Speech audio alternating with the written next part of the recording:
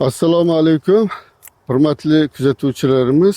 Mana biz Navoiy viloyati Xatirchi tumanidagi Said Akbar zamini fermer xo'jaligini paxta maydonlaridamiz. Fermer xo'jaligini rahbari Yoqubjon.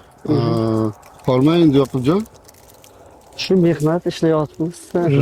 Sog' bo'ling. Rahmat shu. Alloh dehqonchilikka baraka bersin.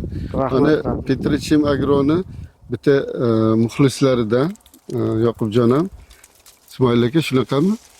Bu S01 navi jami 40 gektar bu yil paxta ekilgan, ha Yoqubjon? 40 gektar ekilgan. 40 gektar ekilgan. Mana Petrichim Agroni bu joyda o'sha 20 MPK'sidan boshlaganmiz, qopli. MPK'dan. Birinchi etapga. Yoqubjon, shu 4 etap ishladim dedingizmi? 4 etap. 4 etap ishladik. Shu mobaynida 050 gel, avvalo 04048, ha? Men bu gulini nima qilish uchun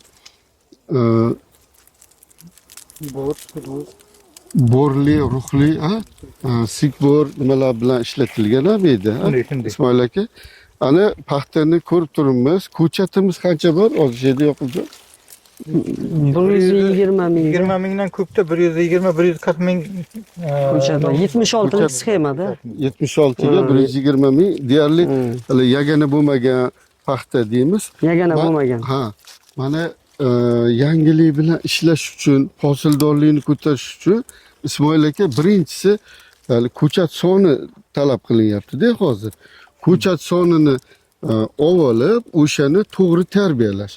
Mana har qaysi paxtani ko'rsatadigan bo'lsak, hozir 20 tadan hosil nimasi bor, hosili bor.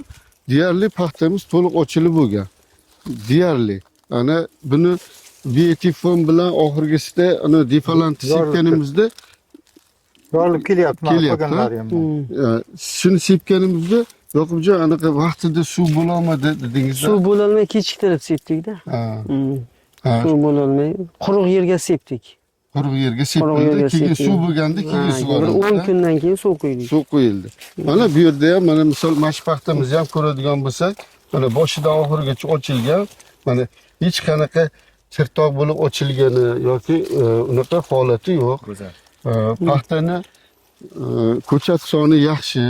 Mana bu fosforga, kaliyga bo'lgan talabini qondirdik, ha Ismoil aka. Yakunida mana ko'ramiz. Xudo xolasa endi hali kelganda terim boshlanmay qolibdi Ismoil aka. Buni endi yakunini Xudo xolasa bildiramiz. 15-ga mashinkaga teramiz Xudo xolasa. Mashinada terish rejalashtirilgan hozir buni. Endi shu oxirgi yuqorisidagi bir 2 ta 3 ta shu ko'raklarimiz ochilmagan ham boshlaganman ham ko'rinib turibdi mana. Ochilishdi, bu to'liq ochilib namligi joyiga kelgandan keyin.